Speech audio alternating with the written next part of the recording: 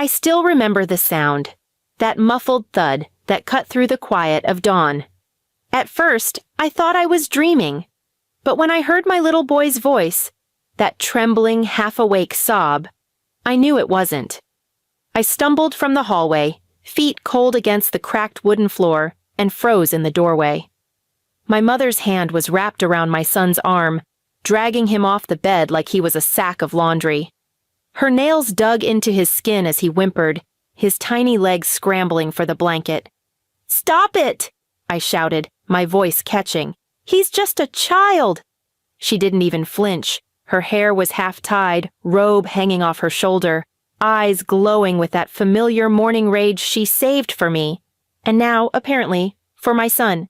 "He's not crying!" she snapped. "He's performing!"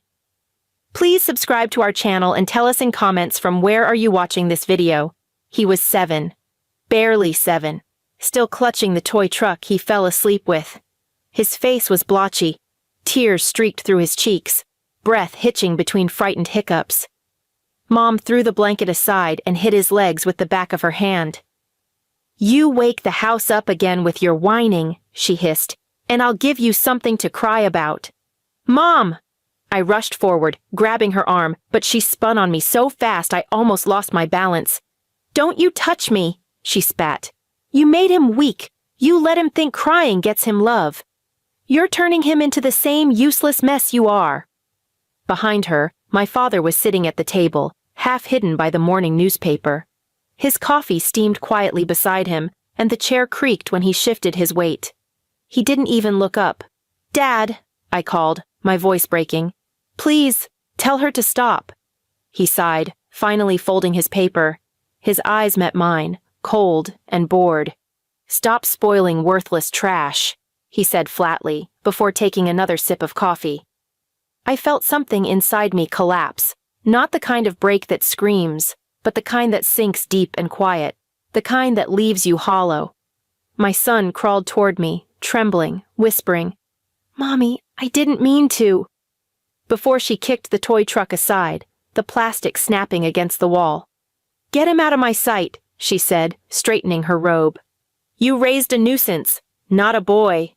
I scooped him up, his little body shaking against my chest. His breath smelled like toothpaste and tears. I carried him into the next room and shut the door, locking it, something I never thought I'd need to do in my parents' house. Through the thin walls, I could hear them talking, calmly, almost casually, like what had just happened was routine. Mom laughed. "You know what he said last night?" she told Dad. "He said he missed his father. Can you imagine?" Dad chuckled. Maybe he realized even his father didn't want him. Their laughter trailed through the cracks like poison smoke. I sat there on the floor, clutching my son, feeling his tiny heartbeat against my arm. "You're safe, baby," I whispered, though I didn't believe it. I'd moved back in with them 3 months earlier, after losing my job, after rent swallowed everything. I told myself it was temporary. I told myself they'd changed. But standing there, holding my son while they laughed about him, I realized they hadn't changed. They'd just found a smaller version of me to break. That night, I tucked him into bed beside me. His eyes were red from crying, but he tried to smile. "You're not mad at Grandma?" he asked. I swallowed hard. "I'm not mad," I lied. "I'm just thinking." "About what?" "About how we'll never let anyone talk to you like that again." He fell asleep with his hand in mine. I stared at the ceiling for hours, the moonlight crawling across the cracks like veins. Down the hall, I could hear the soft clinking of glasses, my parents drinking, talking, living like nothing had happened. And when I heard Mom's voice again, that cold whisper drifting through the door, "You're raising a beggar, not a son."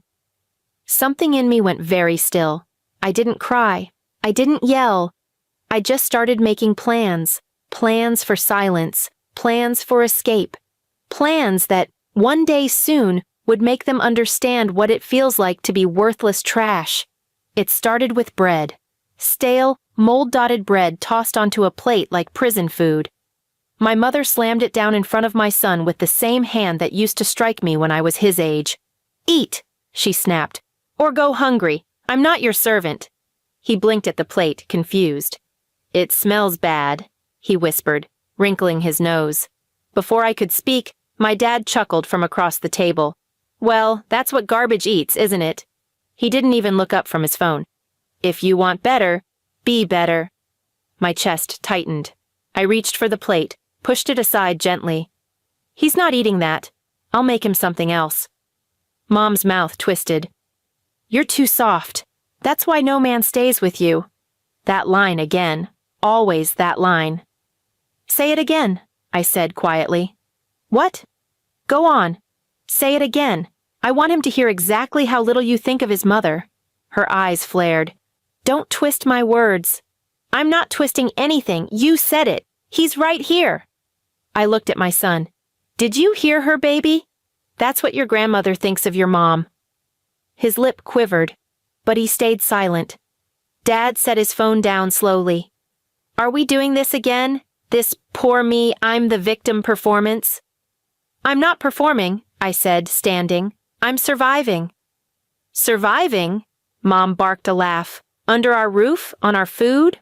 On our water? Your survival is our charity." "No," I said, staring straight into her eyes. "My survival is despite you." That night, I didn't sleep. I watched the ceiling as my son slept beside me, and I remembered all the times I thought things were getting better.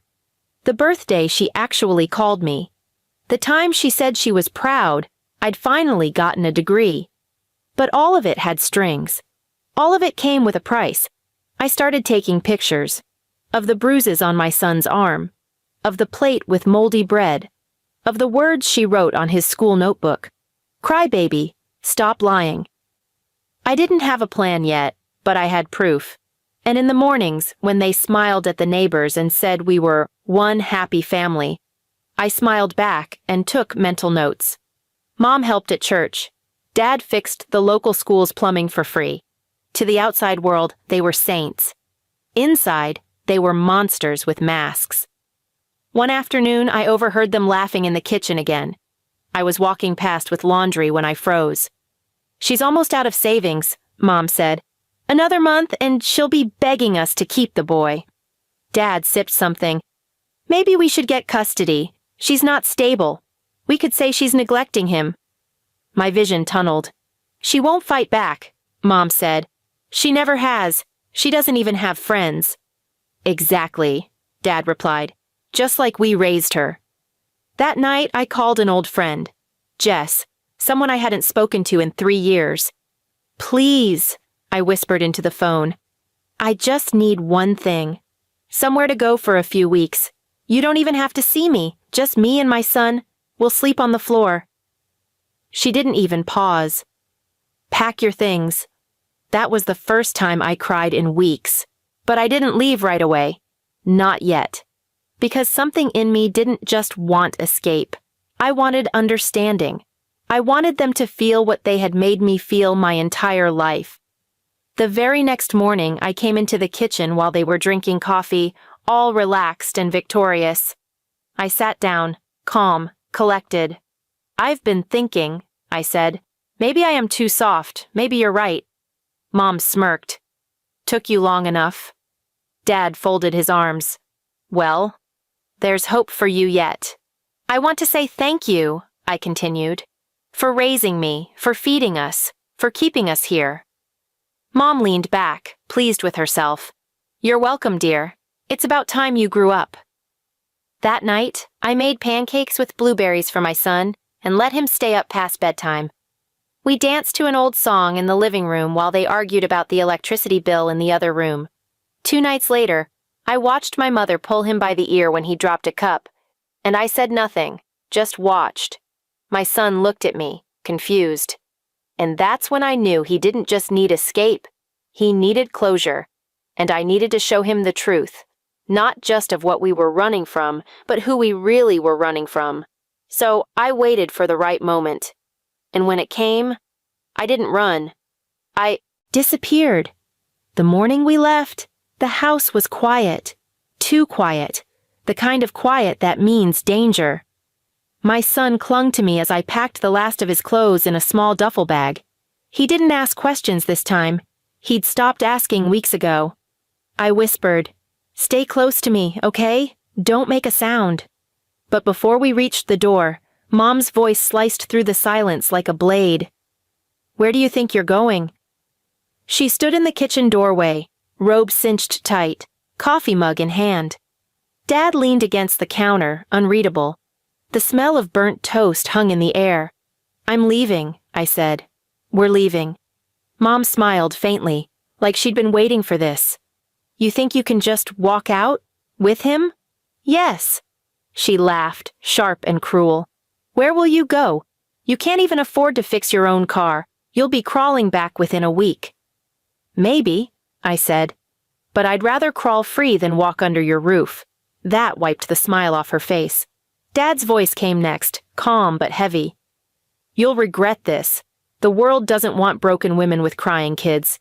You're lucky we even let you stay." I turned to face them both fully. "No, I'm unlucky that I had to." For the first time, they both fell silent. My son tugged at my hand, his voice barely a whisper. "Mommy, please, let's go." And we did. Out the door, down the cracked front steps, into the gray morning. My car barely started, but it did. I didn't look back. But the story didn't end there. Because 2 weeks later, they came looking. Not out of love, not out of worry, but out of pride. They wanted control back. They called, left voicemails. Mom's voice on the phone was syrupy sweet. "We just want to talk. Bring our grandson over, don't be dramatic." Then came the texts. "Ungrateful. You'll pay for this. He belongs with us." So I let them come. Jess's house was small but warm, with curtains that smelled like detergent and cinnamon. When Mom knocked, she wore her pearls and fake kindness like armor. Dad stood beside her, arms folded, pretending this was a misunderstanding. I opened the door halfway. My son hid behind me. "You look tired," Mom said softly. "You can't live like this. It's not good for him." "You're right," I said. "He deserves better." "Then come home." I smiled.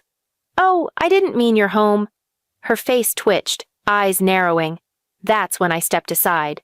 Behind me, on the kitchen wall, Jess had pinned a series of photos, each one printed, labeled, time-stamped. Bruises, dates, the moldy bread.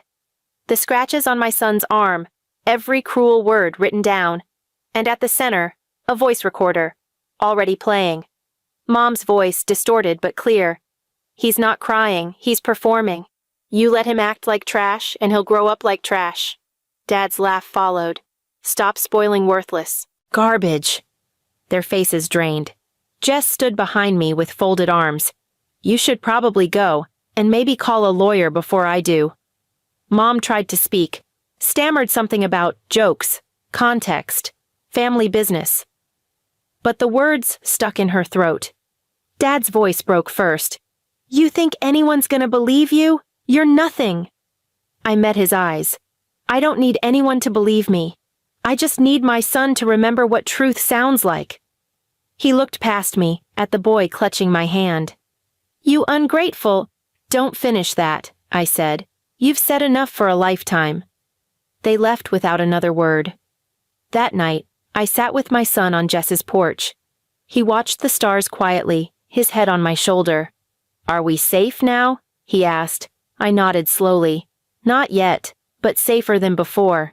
He hesitated, then said softly, "Grandma's mean." I smiled sadly. "Yes, but that's her story. Ours is different." Weeks passed. Calls stopped. The silence that used to terrify me now felt like freedom. My son started laughing again. Small, hesitant laughs that grew stronger each day. Months later, I got a job. A small apartment. Nothing fancy. Just ours. One morning, I heard him giggling in his room. He was building a fort with blankets. "Mommy!" he called. "Come see!" I peeked inside. It was dark, but warm. "What is this?" "It's a castle," he said proudly. "No bad people allowed." I sat beside him, smiling through tears. That's perfect. He leaned against me, whispering, "You're not weak, Mommy." And for the first time in years, I believed it. Because somewhere between the pain and the silence, I realized my revenge wasn't in making them suffer. It was in teaching my son that love doesn't have to hurt. That was the real ending. And it was enough. Please subscribe to our channel and tell us in comments from where are you watching this video.